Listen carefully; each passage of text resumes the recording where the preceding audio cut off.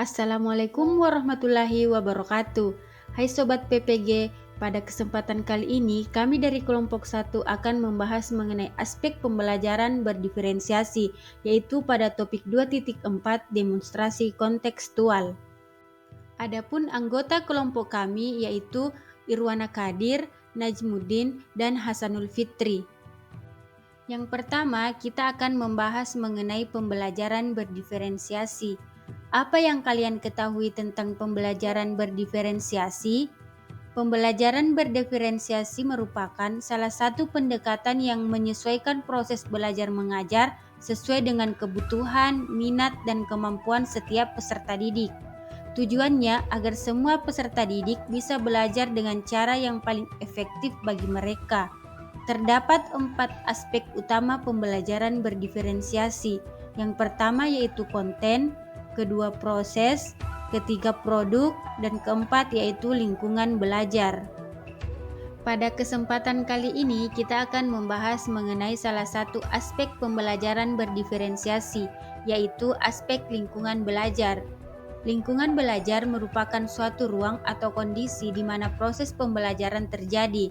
Ini bukan hanya sebatas ruang fisik kelas, tetapi juga mencakup segala sesuatu yang mempengaruhi proses belajar, baik itu faktor fisik, sosial, maupun psikologis.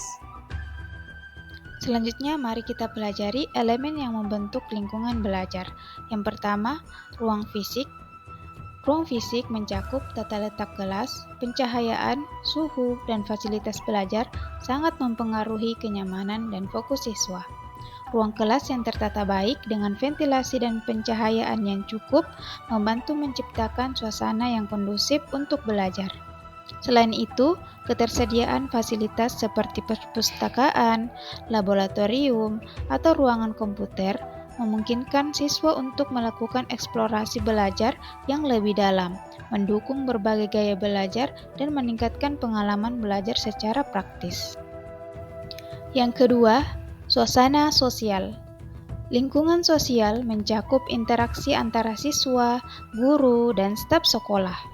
Relasi yang positif dan saling mendukung mendorong terciptanya suasana yang inklusif dan harmonis di mana setiap siswa merasa dihargai dan aman.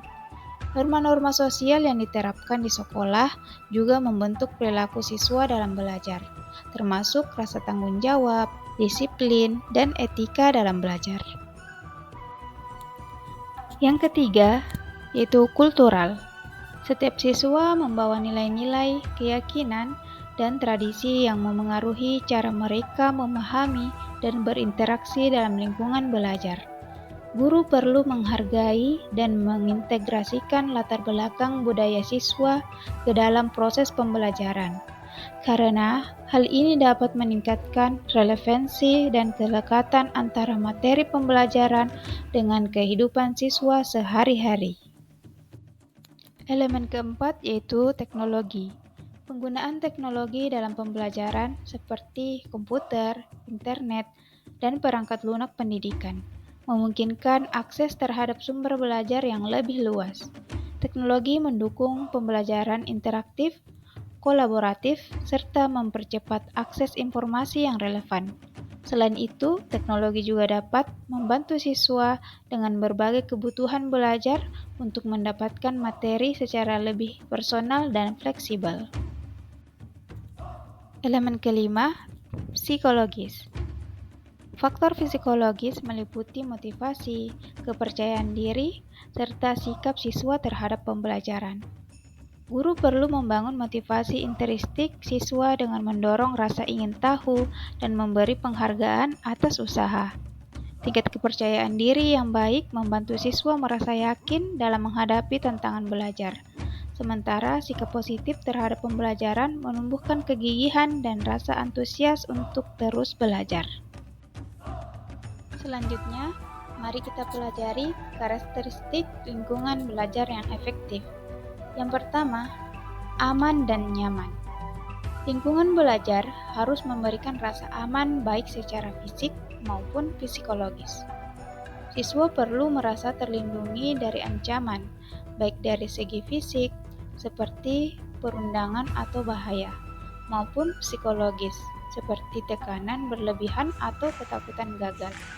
Rasa aman memungkinkan siswa lebih percaya diri untuk mengeksplorasi ide-ide baru tanpa takut salah. Yang kedua, lingkungan belajar yang kaya akan stimulasi visual, auditory, dan kinestetik. Lingkungan belajar yang seperti ini mampu meningkatkan minat dan motivasi siswa. Penggunaan alat visual seperti gambar, video, atau diagram, dan lain sebagainya membuat siswa terlibat dalam pembelajaran secara lebih aktif. Pendekatan multisensori ini membantu memenuhi berbagai gaya belajar siswa dan membuat pembelajaran lebih menarik. Yang ketiga, fleksibel. Lingkungan belajar yang fleksibel memungkinkan siswa untuk belajar sesuai dengan gaya dan kecepatan masing-masing. Setiap siswa memiliki cara dan tempo belajar yang berbeda, sehingga penyediaan ruang untuk variasi metode pembelajaran, baik itu secara individual, berkelompok, atau melalui teknologi sangat penting. Fleksibilitas juga mencakup penyesuaian jadwal atau tugas sehingga siswa dapat mencapai tujuan belajar tanpa merasa terburu-buru atau tertinggal. Keempat, pusat pada peserta didik. Dalam lingkungan belajar yang efektif, siswa adalah pusat dari proses pembelajaran. Ini berarti siswa memiliki peran aktif dalam menentukan bagaimana mereka belajar dan pembelajaran disesuaikan dengan kebutuhan, minat, dan bakat mereka. Guru dalam hal ini bertindak sebagai fasilitator yang mendukung dan mengarahkan siswa tanpa mendominasi proses belajar. Karakteristik lingkungan belajar yang efektif yang kelima yaitu kolaboratif. Lingkungan yang mendorong kolaborasi menciptakan kesempatan bagi siswa untuk belajar dari satu sama lain. Siswa yang bekerja sama dalam tim atau kelompok belajar dapat berbagi ide, memecahkan masalah bersama, dan mendukung satu sama lain dalam memahami konsep yang lebih sulit. Kolaborasi juga melatih keterampilan sosial seperti komunikasi, empati, dan kerja tim yang sangat penting untuk perkembangan interpersonal siswa. Setiap guru di sekolah maupun peserta didik pasti menginginkan lingkungan belajar yang efektif. Lalu, apa tujuan utama lingkungan belajar yang efektif?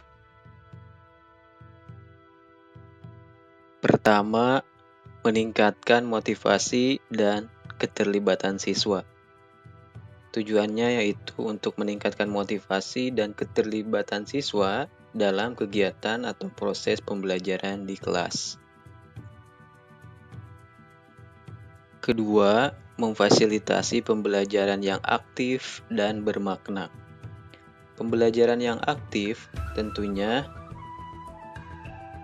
melibatkan siswa dalam proses pembelajaran. Artinya, guru tidak hanya sebagai pemberi informasi saja, tapi guru juga memfasilitasi agar bagaimana siswa terlibat aktif dalam proses pembelajaran sehingga pembelajaran lebih bermakna. Yang ketiga, mengembangkan keterampilan berpikir kritis dan kreatif. Tentunya hal ini sejalan dengan profil pelajar Pancasila yaitu berpikir kritis dan kreatif. Dan yang keempat yaitu membantu siswa mencapai potensi maksimal mereka. Artinya, lingkungan belajar yang mendukung akan membantu siswa dalam mencapai potensi dirinya yang maksimal sehingga dia bisa menutupi ataupun menyeimbangkan kekurangannya sehingga apa yang menjadi kelebihan bisa dia tingkatkan. Setelah kita mempelajari tujuan utama dari lingkungan belajar yang efektif, marilah kita lihat contoh lingkungan belajar yang efektif. Baiklah, contoh lingkungan belajar yang efektif yang pertama yaitu kelas yang tertata rapi dan menarik. Ya, bisa kita lihat contohnya. Dinding kelas dihiasi dengan poster-poster yang menarik atau inspiratif. Kemudian adanya sudut baca yang nyaman dan meja kursi yang diatur sedemikian rupa sehingga memudahkan siswa untuk berinteraksi. Contoh yang kedua yaitu kegiatan pembelajaran yang beragam. Siswa tidak hanya duduk di bangku dan mendengarkan guru, tetapi juga terlibat dalam berbagai aktivitas seperti diskusi kelompok, proyek, dan eksperimen seperti contoh di gambar ini. Contoh lingkungan belajar yang efektif yang ketiga yaitu penggunaan teknologi yang inovatif. Guru menggunakan berbagai aplikasi dan perangkat lunak untuk membuat pembelajaran lebih menarik dan lebih interaktif. Guru bisa memanfaatkan fasilitas yang ada di sekolah seperti proyektor ataupun yang lainnya untuk menciptakan lingkungan belajar dengan teknologi yang inovatif yang menyenangkan untuk peserta didik. Contoh lingkungan belajar yang efektif yang keempat yaitu adanya hubungan yang positif antara guru dan siswa. Adanya hubungan yang positif antara guru dan siswa, sebisa mungkin guru harus menciptakan suasana kelas atau lingkungan belajar yang hangat dan mendukung, sehingga siswa merasa nyaman untuk bertanya maupun berbagi idenya. Nah, untuk lebih jelasnya, marilah kita tonton video contoh lingkungan belajar yang efektif selanjutnya. Selamat menonton. Dalam video ini, kami akan berbagi praktik baik tentang kolaborasi ekosistem sekolah demi terwujudnya lingkungan belajar yang nyaman dan menyenangkan untuk siswa.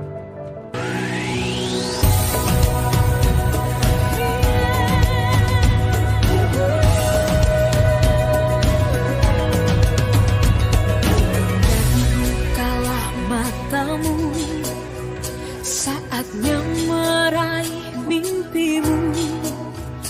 Arahkan pandangan ke depan, Tuhan kan menuntunmu. Sadarilah masa berganti, tantangan kan kita hadapi. Bergandeng tangan untuk negeri, era kita menanti berseri. Kita belajar Pancasila, kita bernafas dalam sila-silanya. Kita belajar Pancasila, ayo kita jaga untuk Indonesia.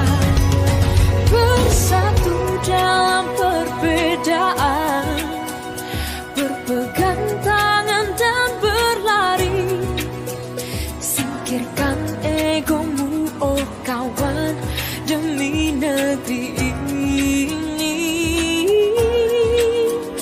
Jadilah generasi emas, cerdas berkarakter itu kita.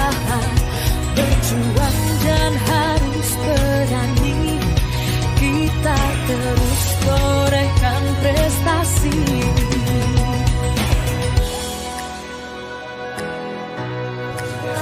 Hari ini saya akan membedakan perlakuan kepada peserta didik. Yang satu memiliki kemampuan yang mungkin IQ masih di bawah, karena saya harus mendiferensiasikan beberapa peserta didik yang berada di kelas 4 di SD.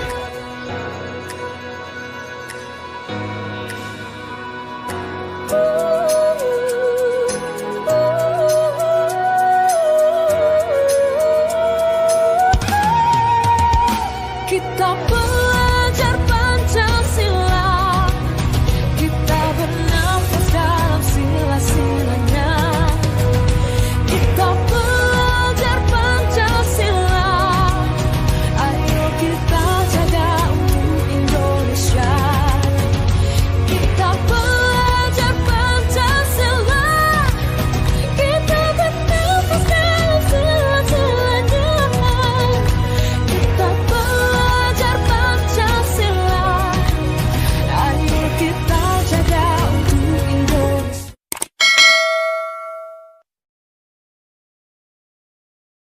Baik, sahabat belajar dimanapun Anda berada, demikian presentasi yang dapat kelompok kami sampaikan.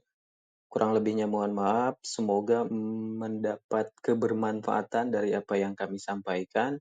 Tetap semangat belajar dan tetap semangat mengajar. Assalamualaikum warahmatullahi wabarakatuh.